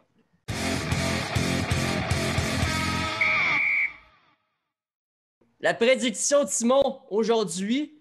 Qu'est-ce que c'est la prédiction de Simon? Parce que Simon, normalement, il nous épate avec ses prédictions, même qu'il nous surprend. La dernière fois, il est allé avec un échange possiblement de AO contre Ovechkin. Moi, je dis ça, je dis rien. Simon l'a sorti. Si ça sort pour de vrai, on va pouvoir dire qu'on avait un insider de la Ligue nationale qui l'avait prédit. Simon, qu'est-ce qu'il va y avoir dans le championnat du monde junior? Je sais que tu voulais nous parler de ton top 3. Oui, écoute, depuis, ça fait, je vous dirais, 1 heure qu'on a commencé, puis il a changé 3 fois. Ça fait 3 fois que je le change. Au début, j'avais mis la Suède en premier, OK? Le Canada en deuxième, les États-Unis troisième. Mais là, ça a changé. je me suis dit, bon, là, le classement final, c'est États-Unis premier, parce qu'on en a parlé, la défense, l'attaque, le gardien. Le deuxième, là, il va y avoir une surprise ici. La Suède. Ouais, ma Suède. Avec les Olds et les Ramones qui vont. Écoute, pour moi, le Olds et les Ramones, c'est comme si tu avais deux Lafrenière pour le Canada. Je ne dis pas qu'ils sont autant bons que Lafrenière, sauf que c'est deux choix top 10 de repêchage. Avec des Fat Jamo, des Armstrong, bonne défensive avec Broberg, Soderstrom, un bon gardien avec Walston. Et les troisièmes, notre pays, le Canada. Troisième seulement pour le Ouais. Canada. Oui, et quatrième, Russie. OK, mais moi, je vais y aller avec mes commentaires sur ta prédiction. De base, le Canada ne finira pas troisième, selon moi. On finit deuxième ou peut-être premier. J'ai mis peut-être. Ça me surprendrait bien gros que le Canada finisse troisième. Moi, la Russie, Moi, je les vois. j'y vais à cause des Moi, gardiens de but. la 1 ou la 3. Russie, c'est 1 ou 3 pour moi. Je sais pas que je suis pas d'accord avec toi, mais j'ai de la misère à voir les Américains gagner cette année. Ça, c'est mon point de vue là-dessus. J'ai de la misère à y voir. Là. Ben- Félix, ouais, Joe, vas-y. Ben, si je peux y aller avec mes prédictions, moi, la prédiction, ça va être un tournoi de gardien de but. J'en parle depuis tantôt, mais ça va être un tournoi de gardien de but. On va avoir Le Canada peut-être. n'en a pas. Tu rentres là-dedans. Mais sauf que moi, je pense que le pourquoi ça va être un tournoi de gardien de but, c'est qu'on va avoir un gardien de but canadien qui va surprendre. Qui va surprendre, qui va sortir du lot, qui va impressionner et qui va sûrement augmenter sa valeur. Moi, je pense qu'on regarde de ceux qui se font repêcher la saison prochaine. Ça peut être un gardien de but, justement, de ceux-là qui va surprendre et qui va augmenter. Sauf que Spencer Knight et Askarov vont voler chaud. Askarov, là, je ne peux pas vous dire à quel point il est bon. Il a dominé dans la Coupe Kajala contre des adultes. Il a tout simplement dominé. Il est un gardien au-dessus de tout le monde présentement. Moi, je pense qu'il est meilleur que Spencer Knight. Je pense qu'on fait des comparaisons avec Carey Price parce qu'on dit qu'il va être autant bon. Des bonnes comparaisons, des très bonnes comparaisons. Il est plus rapide, il est autant calme. Puis, en plus de ça, je veux dire, il y a de l'attitude, il y a du caractère. Il l'a prouvé encore et encore pour la Russie qu'il est capable d'emmener son équipe loin. La saison dernière, la Russie qui ont perdu contre le Canada en finale, mais ça avait été un gros point important pour eux autres. Ouais, 100% d'accord. J'ai hâte de voir ce que ça va donner. Félix Benz, toi, tu penses quoi de la prédiction de Simon aujourd'hui? Je pense qu'on peut pas vraiment se fier sur un partisan des Saguenayens de Chicoutimi qui... Mais je trouve que ça a de l'allure. Simon, il a donné des bons arguments pour justifier ses choix. Encore là, va falloir vérifier, mais l'équipe canadienne, je suis d'accord que cette année est un petit peu plus faible qu'à l'habitude, disons, ou qu'on ne porte pas le même lot de certitude en ce qui a trait aux joueurs qui vont pouvoir nous livrer une performance. Ben, c'est plus les gardiens de but là, que le gros point d'interrogation. Moi, c'est ça. Là. Quand je regardais l'alignement des États-Unis puis de la Suède, je me suis dit, quand on regarde le gardien, il n'y a aucune question. En défense, aucune question. En attaque, aucune question. Au Canada, à l'attaque, aucune question à se poser. Défense non plus. Mais le gardien, une indécision. On ne sait même pas qui va être le gardien numéro 1. À cause de ça, je pense que le Canada va glisser au classement. Ah, c'est surprenant. Félix Laroche, toi, t'en penses quoi de la prédiction de Simon aujourd'hui? Mais moi, je veux savoir, avant de commencer, je suis curieux de savoir, Phil, ton classement, c'est quoi exactement? Moi? Ouais. Ben, c'est comme Simon a dit, je trouvais que sa proposition a de l'allure. Je vois encore les États-Unis. Simon, c'est quoi que tu as dit que les États-Unis allaient gagner? États-Unis, ouais. Après ça, tu as dit Suède, Canada. Russie, ouais. Ouais, ben, à part. Je sais pas si j'ai le droit de dire ça. Je mettrais la Russie 3e puis le Canada 4e. J'ai hésité aussi, moi, là-dessus. Quoi? OK, je comprends le gardien de but. Yes, mais à un moment sir. donné, Parce si que- Kirby Dack si Kirby Dack fait l'équipe, c'est fini pour toutes les équipes. Kirby Dack a été tellement impressionnant pour les Blackhawks de Chicago. Il va les dominer physiquement, mentalement et ils Si vont Lafrenière fait l'équipe, c'est devant fini, la pas Dak. brillance. Hein? Si Lafrenière y va, c'est fini. Là. Le Canada gagne, mais pas Kirby Dak. Kirby Dack. Surveillez-le. Kirby Dack, là, moi, c'est peut-être la grosse surprise du repêchage de 2019. Il a tellement bien fait avec les Blackhawks de Chicago. Vous pouvez. Moi, j'ai regardé les matchs pendant les séries éliminatoires. Il a joué.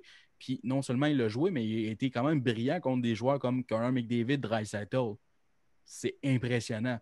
Moi, je pense que Kirby Dack, là, tu referais le repêchage présentement, sort avant Jack Hughes, sort avant Capo Caco. Oui, moi aussi. Moi aussi, je suis d'accord avec Il a été meilleur que ces deux joueurs-là. T'es Je meilleur, vois que mais dans Félix 10 ans, il rit, ça va. là. Félix, il a un petit sourire en coin. Félix, ah ouais, vas-y donc, qu'est-ce que t'en penses de ça? Non, mais ça n'a aucun rapport avec Kirby Dack, je suis d'accord pour ça, mais moi, ce que je veux dire, c'est que dans l'optique où Canada et Russie s'affrontent pour la médaille de bronze, et je vais prendre les propos, pas mot pour mot, mais les propos de Joe qui dit un gardien peut voler une game parce que c'est une game. Ben, c'est Askarov. C'est ça. Askarov contre un gardien no-name, là, c'est pas vrai. Mais un gardien qui n'est pas nécessairement numéro un pour le Canada, Askarov peut la voler, cette médaille de bronze-là. C'est pour ça que je mets la Russie en avant du Canada. Ok. Juste un gardien peut voler une game. Puis dans ce cas-là, si Askarov c'est le meilleur gardien du tournoi, ben ça peut arriver. C'est drôle parce que je vous ai tous fait changer d'opinion sur les gardiens de but. Tantôt, on disait que le gardien de but ne pouvait pas changer un tournoi. Là, c'est rendu le gardien de but, là, le Canada, il n'a plus un. Bon, je trouve ça tellement drôle. Mais moi, je pense juste pas que le Canada va affronter la Russie pour se rendre jusqu'en grande finale. Si, mettons, le Canada finit premier de sa division, va comme affronter la République tchèque. On s'entend, c'est supposé être une victoire facile. Ensuite de ça, peut affronter la Finlande, devrait gagner. Puis ensuite de ça, ben, le match de finale qui, selon moi, va être contre les États-Unis. On va avoir un duel États-Unis-Canada en finale et je vais donner l'avantage du côté du Canada. Le grand pourquoi, c'est qu'on va avoir l'expérience des joueurs qui ont gagné l'or la saison dernière, une défensive mieux établie, je dirais, juste avec Bowen Byram et Drysdale. Puis on va avoir aussi, non seulement on va avoir un avantage physique. C'est rare qu'on va dire ça avec le Canada. Habituellement, on est plus petit. Mais cette année, quand on regarde l'organisation, une équipe qui est plus grosse, tu sais, Byfield, il est gros. Tout le monde est gros. Byram, Drysdale, Harley. On a des gros joueurs, donc on va avoir l'avantage de ce côté-là comparativement aux États-Unis. Prédiction, Canada, médaille d'or, États-Unis, deuxième, troisième, Russie. Vas-y, Simon, t'avais l'air de quoi? Joe, tu as le droit à ton opinion, c'est bien correct. J'espère. Sauf, ben oui, c'est sûr et certain. Toi, on est dans un pays libre ici. Es-tu anti-constitution, toi, là? C'est parce que l'affaire là-dedans, et non, je ne suis pas capable de passer à autre chose, c'est le gardien.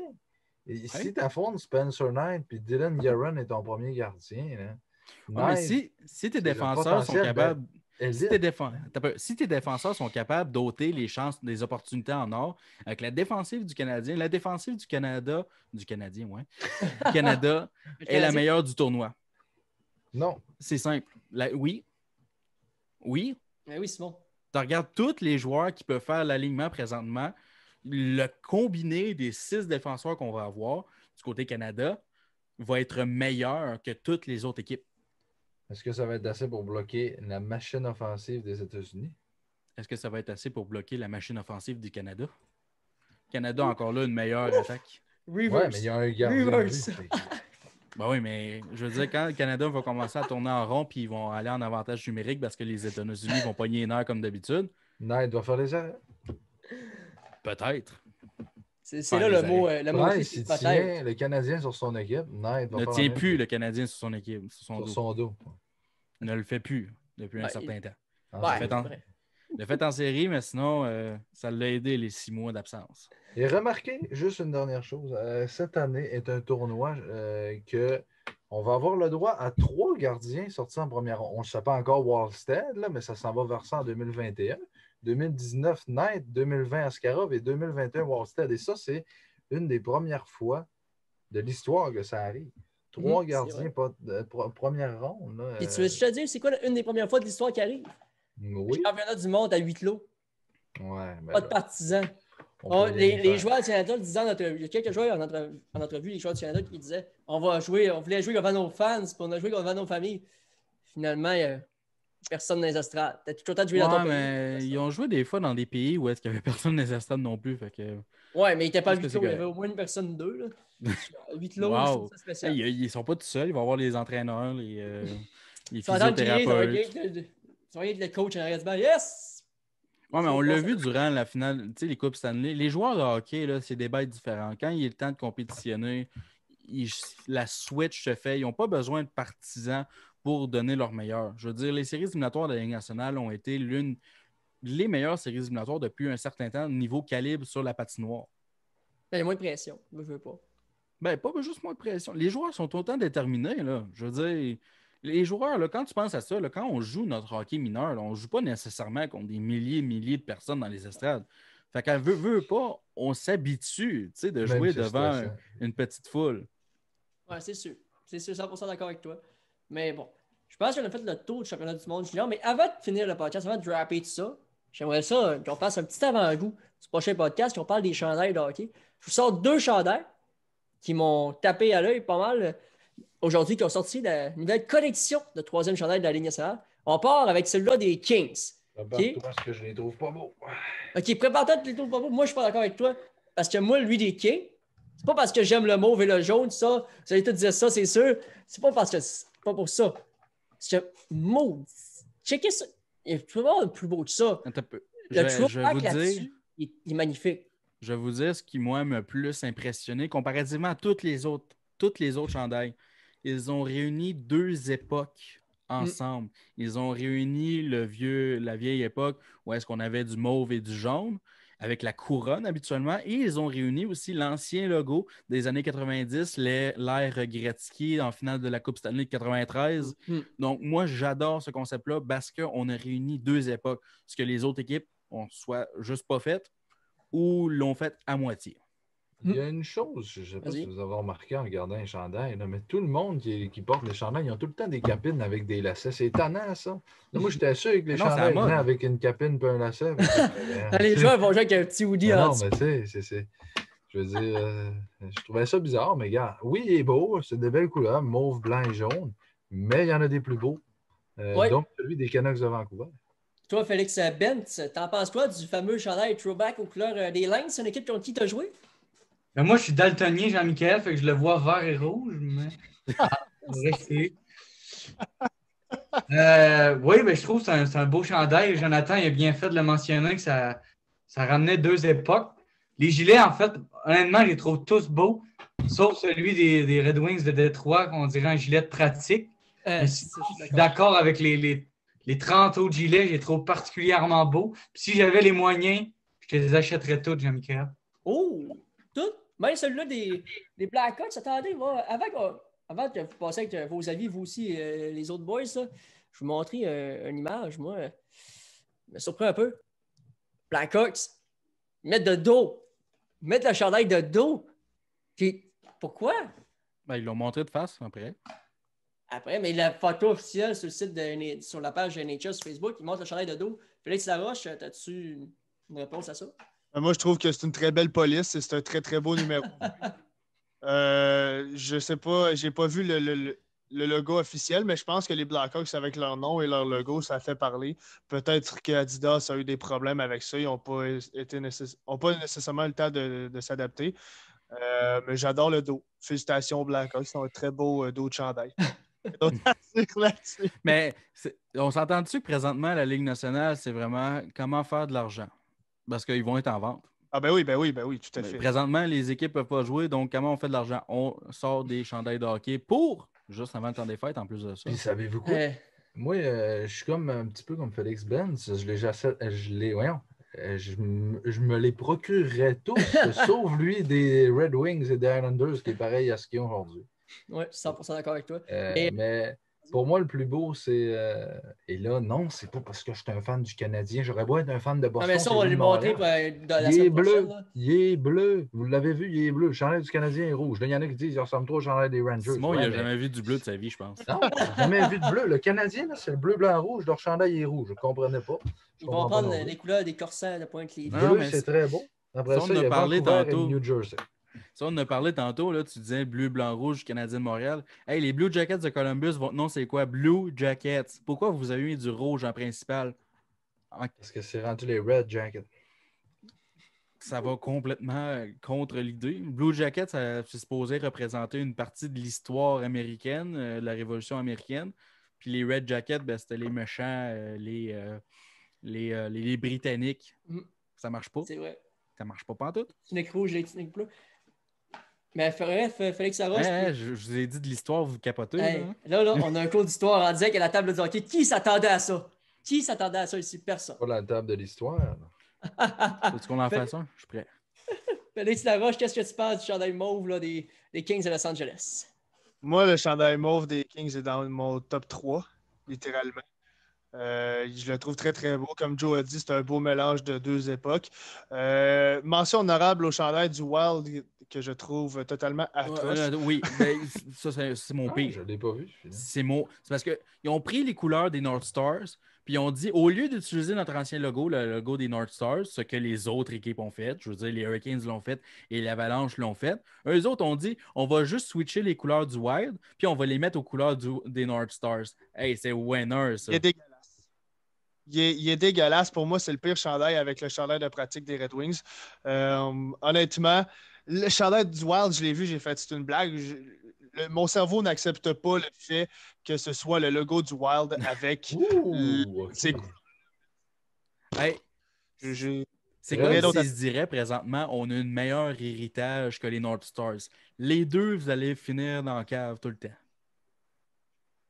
Non, écoutez. Non. Pas beau. Il y a le jaune là, dans... Ouais. Non, ils ont manqué leur shot.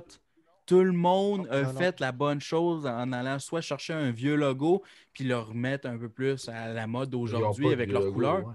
Ben oui, les North Stars. Oui, mais c'était pas les Stars, ça? Non, c'était Minnesota. OK. C'était Minnesota. Ceux-là, puis les Jets de Winnipeg, je trouve que les Jets ont raté aussi leur chance avec les Trashers. Il est vert, le chandail. Parce que les Jets sans rouge, ça fait pas Jets, selon moi. Mais eux autres, j'ai classé un peu dans... Il y a des chandails que moi, je me disais, il faut attendre de voir avec le reste de l'uniforme. Les pantalons, le casque et les gants. Parce qu'avec le reste, des fois, ça peut changer la vie pas mal.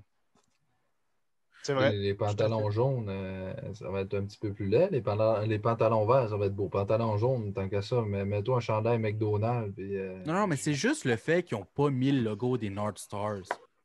À quoi qu'ils ont pensé? Ils ont pris toutes les couleurs. C'était ça leur idée. On va faire les North Stars, mais on va mettre notre logo là-dessus. C'était ça. C'est ça que ça donnait. L'héritage dans le temps mais d'aujourd'hui. pourquoi les autres équipes l'ont fait puis eux autres ne l'ont pas fait? Pourquoi c'est la seule équipe qui... Mais la les plupart Canadiens ont pris mis un vieux logo. Ils ont mis leur logo. Bon, mais c'est leur logo depuis 1909. Non. Il y a un C même mal fait, comme si quelqu'un l'avait fait au crayon. C'est quoi, tu vas me dire qu'il aurait pu ramener le globe au complet, champion du monde de 1910? Ben oui, genre? La feuille bleue là, sur le chandail lettre rayé. C'est comme tu vas me dire, Team Canada va revenir avec leur vieux chandail bleu bâtard qui n'avait aucun rapport avec le drapeau du Canada.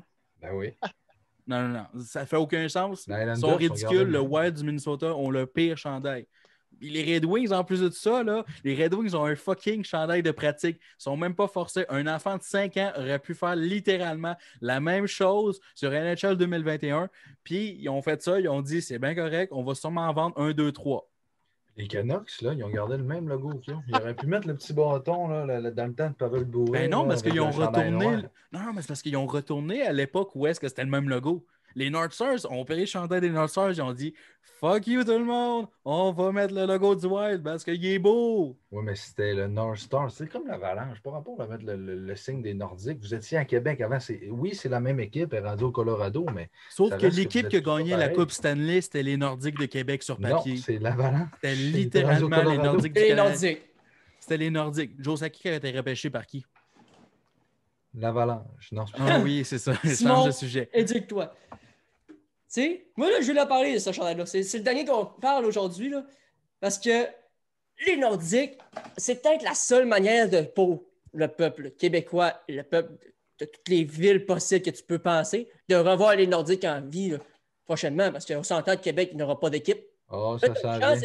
Ouais, essaye-toi pas. Essaye-toi pas, Québec n'aura pas d'équipe. Pas avec la COVID, oublie ça. 17-5 ans. Ouais. Ça, c'est une autre prédiction, Simon. Tu shooteras ça le prochain podcast. Ah, t'es content, Castor. Bon, mais le chandail des Nordiques, j'adore. Les 2 matchs contre le Canadien, j'espère qu'ils vont le mettre. Ils n'ont pas le choix. Je veux dire, ils ont littéralement pas le choix de faire ça. C'est sûr, s'ils jouent contre eux cette année, bien sûr. Ben, je pense que Joe Sakic va être assez intelligent pour réaliser ça. Je veux dire, il l'a connu, lui, la rivalité. Oui, c'est sûr. Hey, Félix Benz, en parlant de rivalité canadienne-nordique, un gars de Lévis, pas loin de Québec, qu'est-ce que tu penses du retour du chandail des Nordiques dans la Ligue nationale? Ben, d'après moi, mon père, il doit être dans le salon présentement en train de sauter. Mon père, dans le temps, il avait des billets de saison pour y aller justement au Nordique à tous les matchs. Puis je pense que c'est une belle manière de les souligner. Il y en a qui vont peut-être prendre ça plus comme pas comme une insulte, là, mais ils vont être là. Hey, c'est notre logo! C'est Ah, mais une ça, belle c'est- manière de les C'est remercier. des vieux qui n'ont pas encore évolué. Non, mais moi, je trouve que c'est trop. Regardez, passez à d'autres choses. Comme le monde là, du but d'Alain Côté. Il est pas bon, il est pas bon. Arrêtez, Mais- passez à d'autres choses. Ah, Simon, Mettez ça au vidange, ce logo-là. Mettez-moi un beau T'as peu, logo de Simon, Félix l'Avalanche. veut dire de quoi, là? Vas-y, Ça Félix. n'a pas rapport. Ça n'a pas rapport. Je trouve que c'est une belle attention d'aller chercher l'ancien logo, littéralement l'ancien logo, puis de le mettre aux couleurs du jour. Moi, je trouve que c'est bien joué. Puis c'est un beau clin d'œil. C'est Mais simple et Simon, efficace. le concept s'appelle comment? Reverse Retro. Rétro. Rétro veut dire quoi? On retourne dans le temps, oui ou non? Regardez. Non, non. Tu sais qu'il veut pas avouer ses torts, là. Non, T'sais- mais gars. Garde! Ah oui, garde! Moi, Les je l'adore. Nordiques, Le chandail des voyons Nordiques. donc. Hey, en tant que fan de la Ligue nationale et québécois, je ne pouvais pas demander mieux. C'est un chandail du Québec qu'une équipe des États-Unis sont venus prendre, l'origine québécoise qu'ils ont amené chez eux pour montrer ça. Moi, j'adore.